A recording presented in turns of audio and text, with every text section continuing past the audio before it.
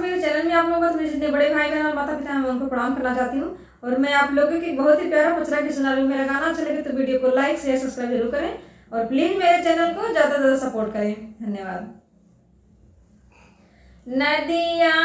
किनारवा से बोले दुर्गा मैया हो के वाट भैया ना हमके पारावा उतारा हो के वाट भैया ना हमके पारावा उतारा हो के वाट भैया ना कैसे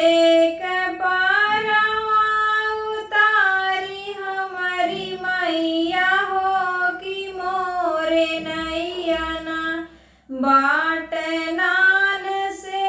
पुरनिया हो कि मोरे नैया ना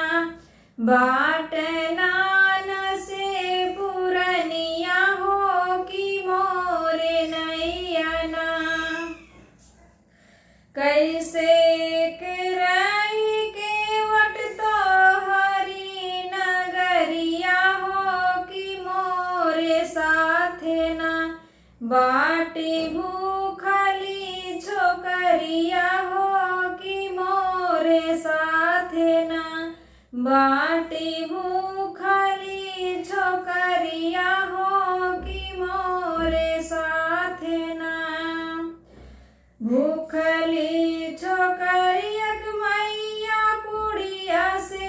मिठैया हो कि तोह के मैया ना देवधार के महकिया हो कि तोह के मैया ना देवधार के महकिया हो कि तोह के मैया ना छोटी हो छोकरियक मैया घघरा से चुनरिया हो कि तोह के मैया ना